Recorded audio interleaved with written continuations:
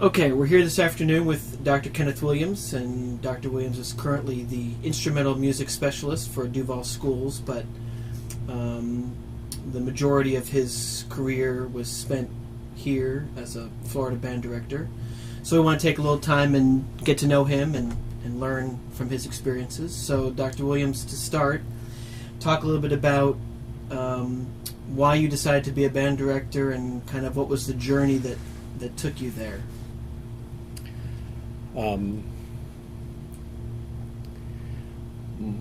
When I was 5 years old, my father bought a new piano for my mother.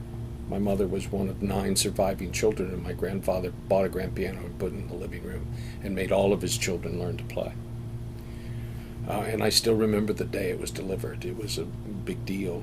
Yeah. And so I spent all those formative years, thousands of hours listening to my mother make music. And she was a fairly accomplished amateur musician. That was not her calling, but she played in church, and I can remember lots of evenings when members of the community would come and they would bring their violins or whatever, and there would be chamber music. And, I did have an aunt that was quite accomplished, and after her children were born or raised, she went back to school and got a degree and became a choral teacher and taught for many years. But I was a farm kid, and I grew up in the sticks, and we were far from anywhere. And Where was that? Terracea Island, which is the south end of the Sunshine Skyway Bridge that crosses Tampa Bay from St. Petersburg. And my mother and father grew up there. Mom's family settled there in the 1890s, so I am a Florida cracker. But I went to a little rural elementary school that had 1 classroom per grade. And the highlight of elementary school was that 1 day a week when the music teacher came.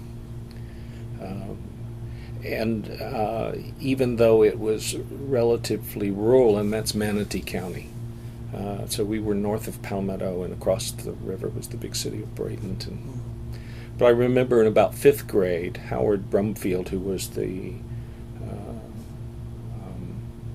supervisor of music for Manatee County, actually put together a district-wide 300-voice boys choir.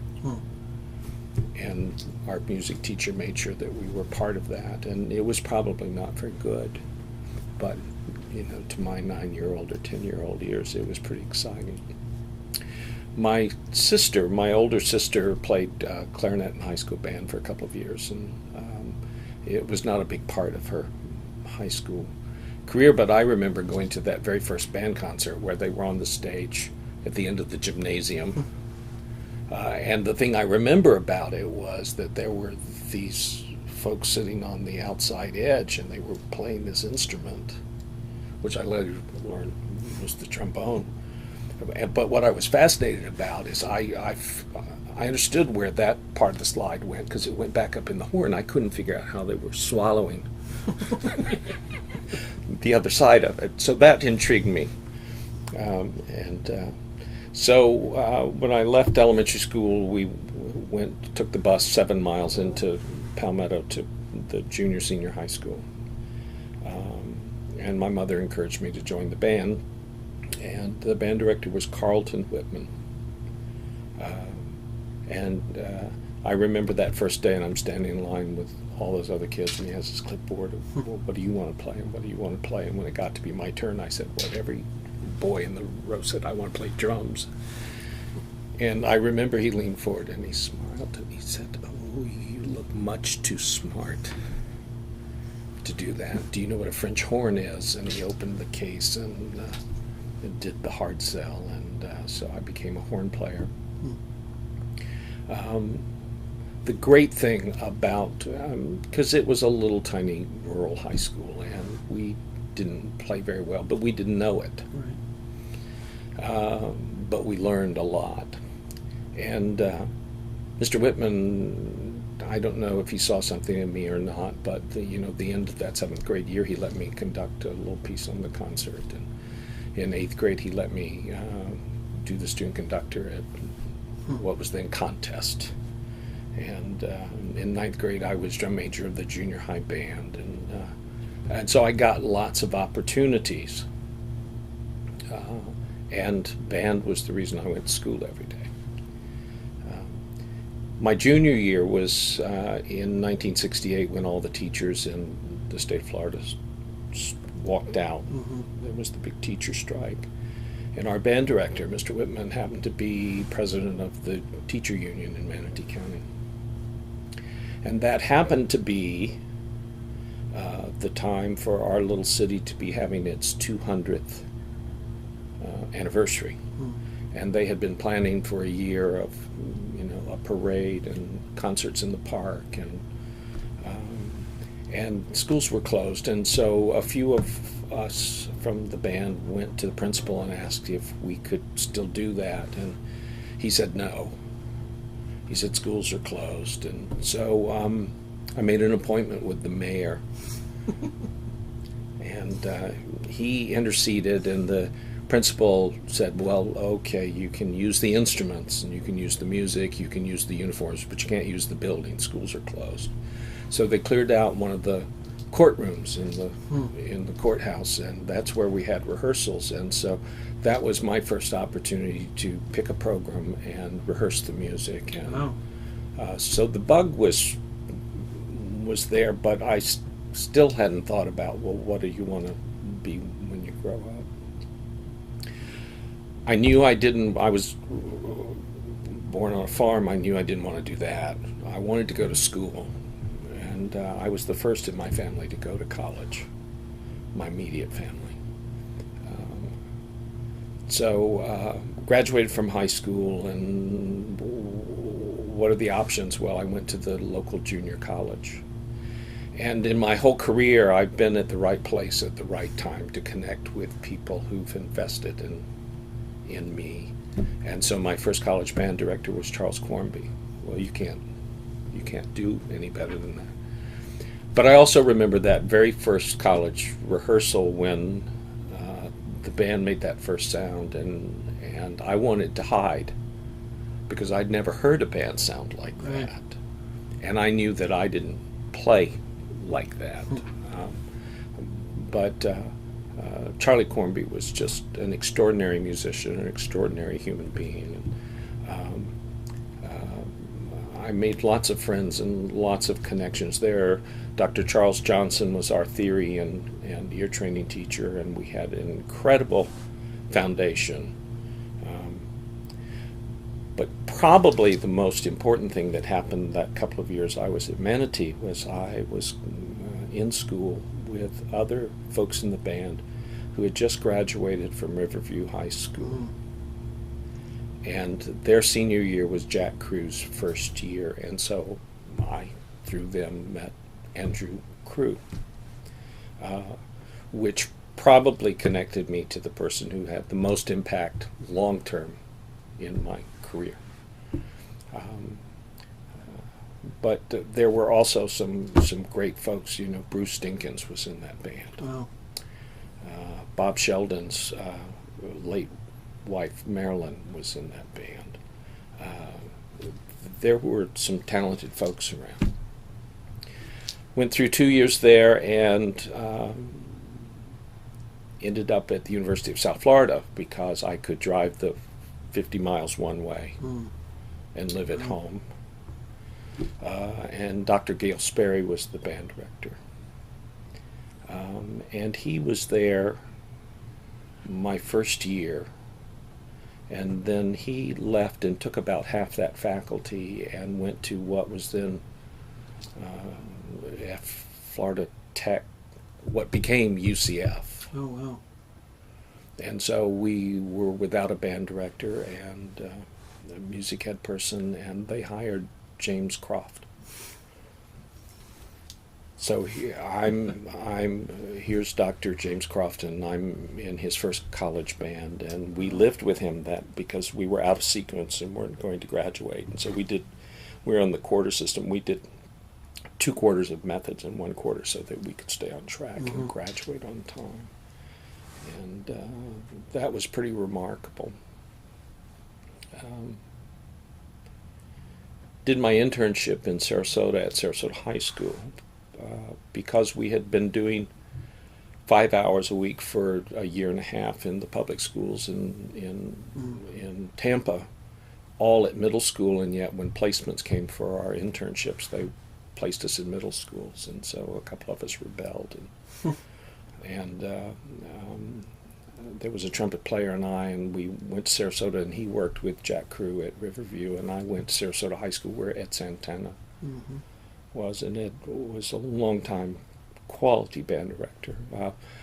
The best thing I learned from him, because he had this deep sort of Lewis Jones voice, and he used to say, everything's important, just not very. And there's a lot of truth to that in our business. Did my internship, graduated. I wanted to live in Sarasota. I'd grown up on an island. I wanted to be near the water. I wanted some place that had culture. They had an orchestra, they had an opera, they had theater, they had art museums. There were no jobs. So I went to work at Tom Berry Music. Leo and Beverly Lair owned this little mom and pop place. And I learned an extraordinary amount about the publishing business and the instrument business, and I learned a lot about instrument repair because Clyde Curnow, brother of composer Jim Curnow, was this extraordinary repairman and a good musician too, and we both played tuba by then. I'd switched to tuba in the middle of college. So I did an enormous amount of playing in the Sarasota Concert Band, which was a semi-professional band, and got to do some conducting with them. I finally landed the tuba chair in the Florida West Coast Symphony and played in the orchestra for a while. And there was this interesting school that was in the heart of the impoverished part of the city. It was the Booker School and had been closed for many years, and they had opened it back up, but it was K-12. And there was a gentleman there named Charlie Smith who was doing the band. His wife Nancy, it served 3 elementary schools that were actually across the street from each other in a middle school and a high school. It was interesting. Nancy taught in one of the elementary schools, and he came in and said, there's no job, but if there was a job and it was this and this and this, would you be interested? And I said, absolutely. And a couple of weeks later he came back, and there was a job. It was half-time, and it was band and strings, and I got started and was there for 2 years. Second year I was full-time. One of the students I started during that 2 years was little Chris Moore, who's now Dr. Chris Moore, professor of trumpet at Florida State University. And he started on flutophone. Hope he didn't tell any state secrets there. The rest is history. I was at Booker School for 2 years, and Ed Santana at Sarasota High had decided he was going to go get his doctorate. And he said, would you like to come fill in for a year? And I asked for leave of absence, and my principal wouldn't give it to me, and I thought, I can't pass up this opportunity to be in a school that size and with that kind of program. And so I resigned at Booker School and went to Sarasota, which meant that all of a sudden my competition was Jack Crew. But he was also my greatest supporter, and we spent hundreds of hours together. And he would come into my band room and pat me on the back when I was doing well, and he would take me to task when I wasn't. And Bobby Adams was just down the road in North Fort Myers, but then moved to Bradenton, so now he's across town the other way. And because of their relationship with me, then I was introduced to Joe Kreiness and began to learn from Mr. Kreiness. Also on that faculty was Andrew Wright. He was the choral teacher and did the jazz band. And for decades, he had one of the best high school jazz bands I've ever heard in my life. And years later, he was president of FBA, and he was so gracious and patient with this kid who was trying to learn what to do, not screw up too much. And like many young band directors, I played literature. That was great literature, probably beyond me. My first trip to state, I played Lincolnshire Posy. And for whatever reason, earned superiors. But I learned an enormous amount. After 2 years there, I was pretty burned out. And this guy who worked for Hinco, which was a fundraising company, came in and said, I can probably triple your salary. And my first job was $7,000 a year. So I quit teaching and went to work for Hinco. And for the folks who might not know, that was one of the largest fundraising companies in the country at that time. And that fall, I was their top new salesman, volume-wise. I hated it. I felt unclean when I got home. Yeah. But I also knew I could go spend 40 minutes in somebody's band room and make $1,000 that day. Right. So I did it until I started in August. I worked for Hinco until December, and I thought, I can't do this, and I didn't have anything else to do. By then I was playing in the orchestra and teaching some private students, but and so I went back to work. Well, I didn't do anything for about almost a year. Wow. I taught some students and played. But then I went back to Tom Berry Music. Leo and Bev took me in. And I got a phone call one day from a principal at the Booker School, but by then they had turned it into the Sarasota Visual Performing Arts Center. It was one of the first magnet schools in the state. And he said, there's not a job, but if there was a job, and it was... and a couple of weeks later, there was a job, and so for 5 years I was there. But it was very different because we were servicing students from the 4 high schools in Sarasota County. And unlike many of the art schools today, the students actually did their academics at their home school and then came to us for intensive music study. Well, they were in Jack Crew's band. Why would we try to compete with that?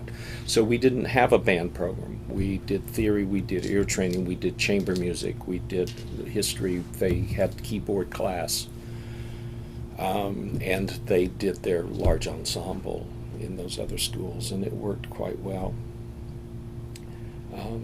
Somewhere along in there, I met Jack Williams from Winter Park High School. And, well, I know where. We played a football game when I was at Sarasota. I took the band to Winter Park, and we were in that press box at Showalter Field in Winter Park, and he was smoking his pipe, and he looked over his glasses, and he said, hell of a way to make a living, isn't it? But that was the first time I'd met him. I'd heard his band and watched from afar. But Jack was there for 34 years, and the last couple of years he was there. Joey Wise came and was his assistant and inherited the program. And so all of a sudden Joey had decided, he'd been there about 5 years, decided he was going to go into school administration. He'd gotten his advanced degree, and I'd gone over and worked their band camp a couple of times and did some clinics for them. And he and Jack suggested I put my name in the hat, and I thought, well, that doesn't make sense because I'd only really had 2 years of high school experience at Sarasota High. And here was this mammoth band orchestra program with decades of accolades. And So I did. I went over and interviewed, and then didn't hear anything, and didn't really expect to. And the principal there at that time was Dr. Eric Smith, who much later became the Commissioner of Education here in the state of Florida with Governor Bush. I got a phone call from his secretary, and she said Dr. Smith would like to have a second interview. In my first visit, I found out that he and his wife, Carolyn, owned a big sailboat. And I grew up on an island and did some sailing. And so we agreed that they would sail their boat from Ruskin across Tampa Bay to St. Pete. And I would drive from Sarasota to St. Pete and meet them at the marina. So we had the second interview on the sailboat. Wow. Spent the day. And I really believe to this day I got that job because I can sail. I really do. So I packed and moved to Winter Park, and that was scary. First of all, because of the accomplishments and depth of that program, but also the responsibility of an extraordinarily fine orchestra program. And although I had spent a few years as the associate conductor of the youth orchestra in Sarasota, I'm not a string specialist. And I can remember Professor Ed Priador when I was undergrad in reading orchestra, where he would in the middle stop all of us wind players who were scratching and hold his head and moan. But Winter Park was an extraordinary place, and I had extraordinary colleagues. Doug Stown was there, and Doug had had great success at Wolfson High School here in Jacksonville before that. But, you know, the music world, and you know, the music world's very small. I'd given Doug lessons when he was in high school because he graduated from Sarasota High. Wow. And Birch Browning, who's now up in Cleveland at Cleveland College, and Grace Thomas, and finally, the last couple of years I was there, George Bolden, who's now at the University of Kentucky. Dan Gordon was the choir director there, and it was a very special place.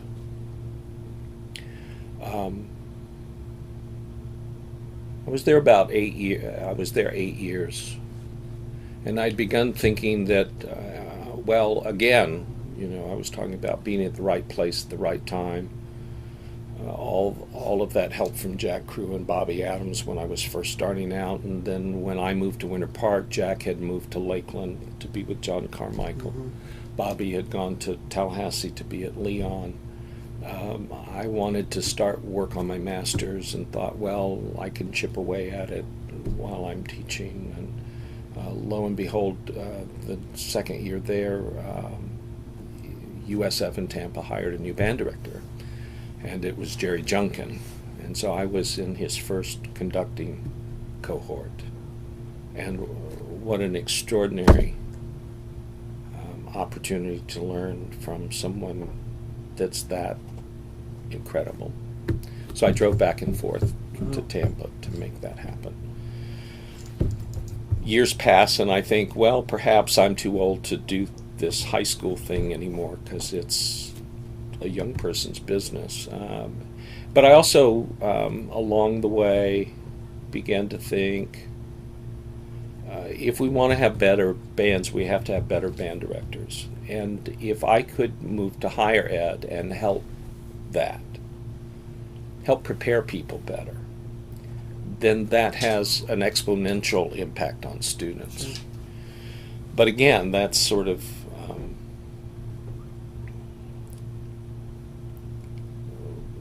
wondering, well, because I can get a high school band to play pretty well doesn't mean that I can teach at the college level. I mean, I'm pretty good, I think, at what I do, but I wouldn't dream of walking into an elementary music class. Right. That's a special training and takes a special person, and I don't particularly like children until they're old enough to carry on a conversation, meaningful conversation.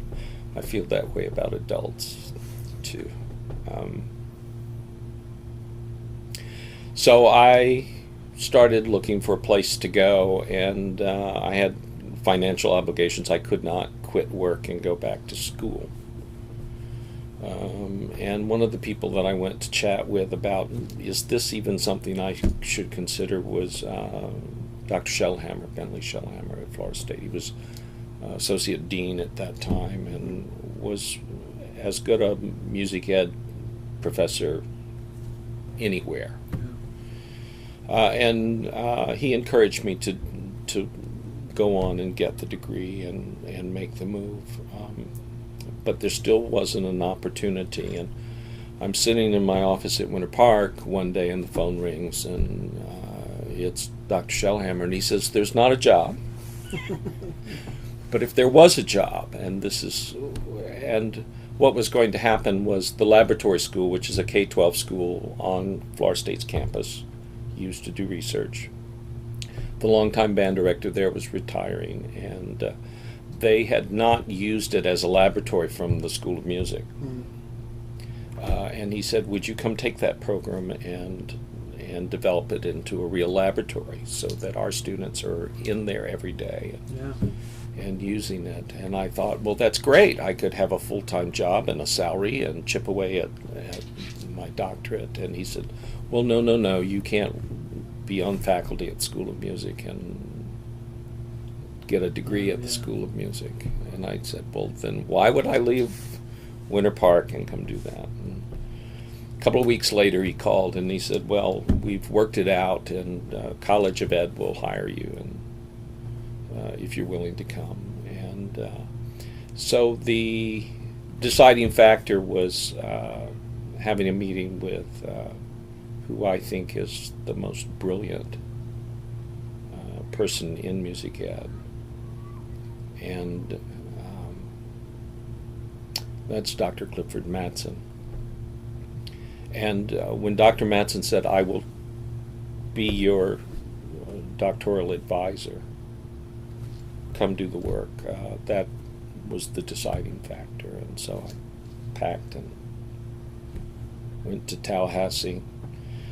Along the way, I had mentioned I was associate conductor of the youth orchestra in Sarasota. I was the associate conductor of the youth orchestra in Orlando. I taught at Manatee Community College when I lived in Sarasota, and in Tallahassee I taught at TCC and conducted the band.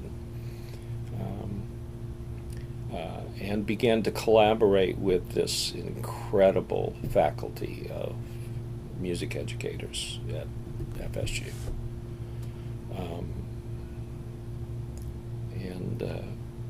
I remember a long session with Dr. Madsen one afternoon when we were through, and he dismissed me, and I'm gathering my stuff to leave, and I chuckled, and he said, "What's funny?" And I said, "I'm just sitting here thinking about how many years and tens of thousands of dollars that I've invested so I can come in here and have you make me feel stupid."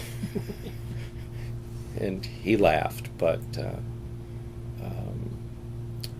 it's a rarefied environment. And I would suggest that anybody in our business needs to keep going to school. Take a class. Go to a clinic. Learn from folks.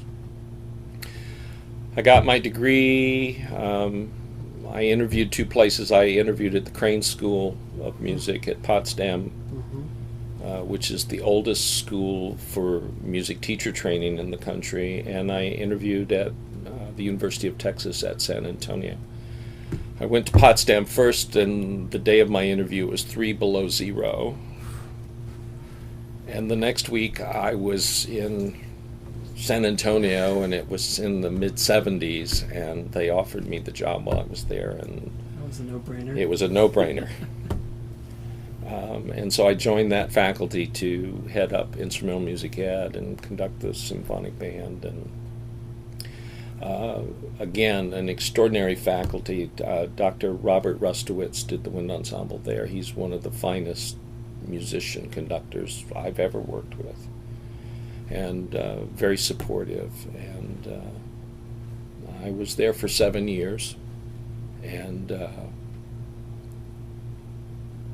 was doing some consulting work around the country, and the Christina School District in Northern Delaware had hired me to come and look at their music programs and give them suggestions of how they might make them better. And I got a phone call from the superintendent, who was Joseph Wise, and our connection was he had preceded me at Winter Park. And he said, "Why don't you just come do this work for us?" And I said, "Well, it's not what I do. I'm a teacher. I'm not an administrator." And he said, "How much do you make?" And I told him, and he said, "We can do better than that." And it was extraordinarily better. And I packed and moved to Northern Delaware. Learned a lot. Learned an incredible amount. And was still connected at Florida at the time, because the years I was in Texas and then even in Delaware, I made many trips back to judge the state MPA for FBA, and occasionally would get flown into some of the districts to do concert or solo and ensemble. But Dr. Wise left there a year after I arrived and took the job here in Jacksonville, and so several of us followed him a year later, and that's what brought me to Jacksonville. And the lesson I learned there was never say never, because at that point in my career, if you'd said, "Well, you'll go back in the classroom," I would have said no. Right. But after being here 2 years, with the financial problems we were having in Florida, they did away with scores of positions at the district level. And I found myself looking for a job, and because I had a house I couldn't sell. And because of two principals, Janelle Wagner and Jackie Cornelius. Miss Cornelius is at Douglas Anderson School of the Arts, and Miss Wagner just retired at the end of last year from La Villa School of the Arts, which is the middle school, and they created a position for me, and so I went back into the middle school classroom for 5 years. From the college ranks to overseeing or administrating band music programs to dealing with, albeit smart, dedicated, but still middle schoolers, that's very distant from each other. It is, and it's an interesting journey. I mean, this is my 41st year in music ed. Wow. 10 of those years I taught in K-12 schools. 10 of those years I taught at the college level. In all of that, I've been in some very affluent schools. I've been in the heart of poverty in the inner city. And kids are just kids everywhere.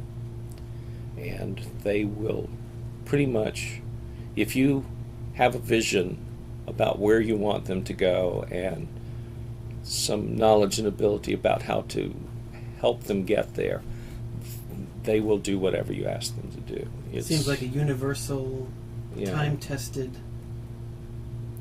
And although, many places have things that are helpful, the wherewithal to buy good instruments or to have private lessons, there's not a music program anywhere that doesn't have monumental challenges. And it's really easy for us in our business to go, well, if I was just over there, if I just had those students, if I was... everybody has their challenges and their burdens, and it's about finding those solutions. The two things I'm most proud of in my years here in Jacksonville that I think have had the most impact on, a positive impact on music education. The first was convincing Paula Thornton to leave Buchholz High School and come be the instrumental music specialist here. And since Just a year ago, she was promoted to Director of Fine Arts, and she's made an incredible impact on what we're doing here. We've got a lot of work to do, but the other one was convincing, or helping to convince, an extraordinary teacher to leave Winter Haven High School and come be the conductor at Douglas Anderson, and that's Sean Barrett. And the extraordinary impact that has had on that generation of students in that program, and how it will multiply as they go out in the world. And some of them will be performers, and some of them will be teachers, and some of them will just be good consumers. But all of them will do that better because of that experience. And so thank you for Thank you. saying yes when that occurred. So standing here now, in this position, what are your reflections about, your career, but also, it's no secret that there are challenges here in Duval County. So what's life like now in this station of yours? Well, I think life is frustrating, but I think we have frustrations no matter where we are, because many of us in this profession are perfectionists. And we struggle with knowing what it could be and trying to balance that with what it is, and then finding a way to bridge that. Mm-hmm.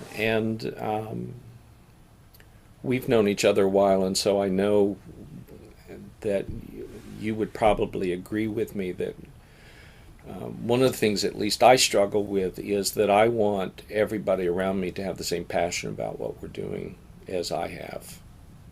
And in our educational culture nationally, that's not happening. I think the arts have always had challenges. I think the next few years for the arts are going to be critical because we have gotten so focused on testing and structuring what teachers can do in the classroom, and feeling like it's a time issue and we don't have time for that, or we don't have the money to invest in that because this thing is more important, this reading and writing and math, and that's incredibly important. But I've often shared that yes, we need to teach kids to read and write and be articulate, but if we don't help them explore and grow their imagination and their artistic side, they can write, but they don't have anything to write about. Yeah. And I think as a profession we have to become a bit more militant about it, because we talk gently about what study of music will do for kids academically and socially and all of that, but the data is very, very clear, and it's being ignored. Yeah. All over the country. I mean, it's a struggle everywhere. So that's the challenge. I have two final questions for you. One, would you share with us a memory of a musical experience, either performing as a tubist or as a conductor, that it's just one of those pivotal musical moments that have stuck with you for a long time? I know I didn't prep you for that question, but there's got to be something there.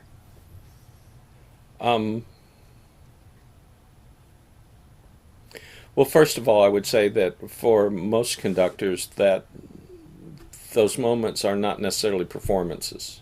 Right. They might be that moment in the rehearsal when it just clicks and everybody in the room knows it clicks. But one of the questions, and again, this thought pattern for me was prompted with the years that I spent with Dr. Madsen, because he would talk about the aesthetic experience and that it's private, and we can imagine what you're feeling, but it's private. We really don't know how you feel, or we all experience differently. And so one of the questions he used to ask in his classes, and I've asked in classes since then, is can you really remember your very first emotional response in your life to music? That first aesthetic reaction. And I can remember mine. And I was in kindergarten, and they had taken all of us little ones into the auditorium, which seemed like this enormous space. And it wasn't, but it was gargantuan. And there were all these grown-up people who were, fourth graders and fifth graders and sixth graders in the room, towering over us. And the first grade teacher, Mrs. Miller, sang Over the Rainbow. And tears came down my cheeks. I'd never heard a mature adult female voice before. And I can remember being taken aback because it was so beautiful, but then why am I crying? Because it wasn't sad crying. It was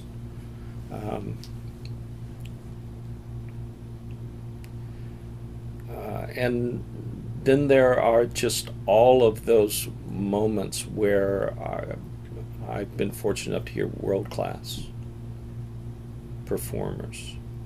One of the great things about living in Sarasota was I got to sit in a rehearsal of the Philadelphia Orchestra and watch Eugene Ormandy work. I got to listen and watch Bernstein work and Zubin Mehta, and I sat on the edge of the stage while Pavarotti sang, and Leontine Price, and Maurice Andre, and Doc Severinsen, and the greatest thing about living in northern Delaware was in 30 minutes I could be in the Kimmel Center in my box listening to the Philadelphia Orchestra play. Yeah. I have an extraordinary colleague friend who was on the faculty in Texas, Dr. Timothy Jones. He's on the faculty at the University of Houston now. He's a world-class bass baritone, and I have been known, Dr. Jones would call and say, I'm singing with the Cleveland Orchestra day after tomorrow, and I would go buy a plane ticket and fly to hear it.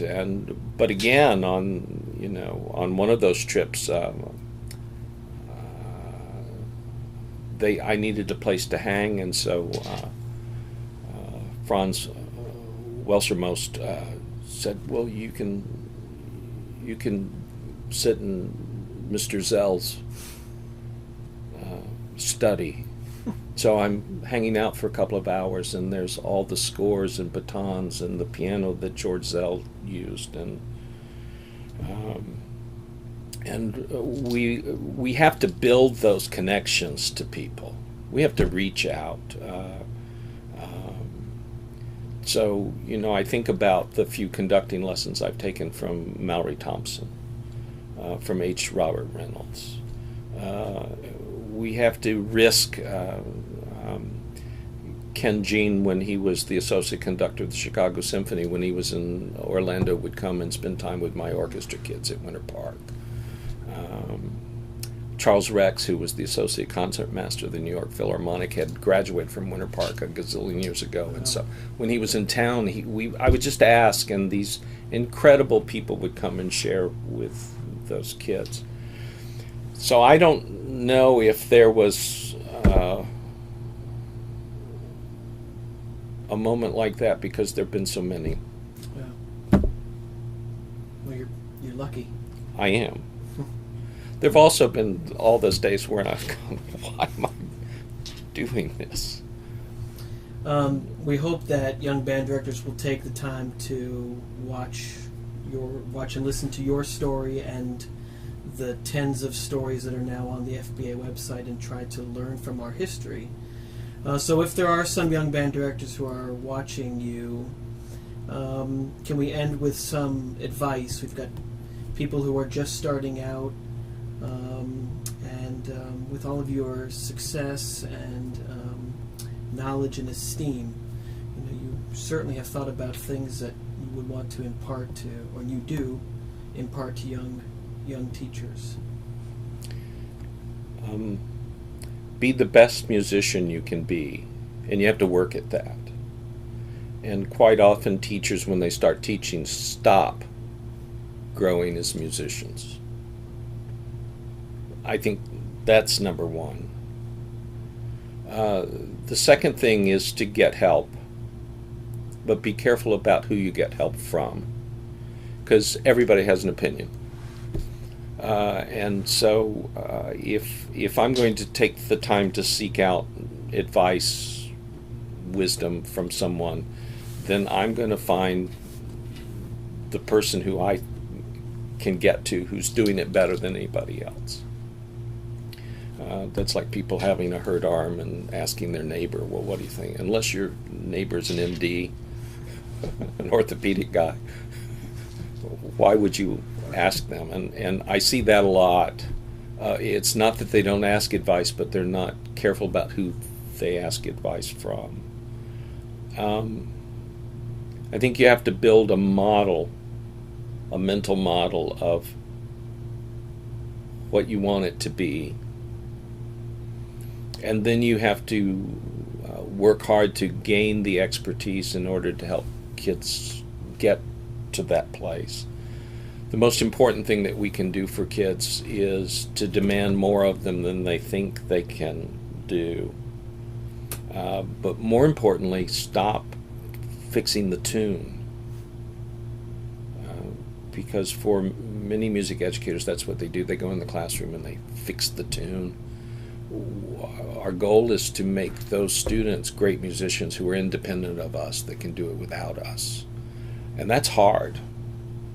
But we have to let them in on how we made that decision instead of just telling them what to do.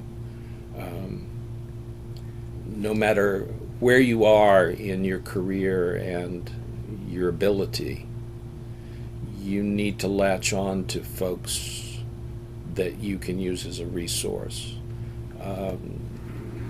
I'm fortunate in my career,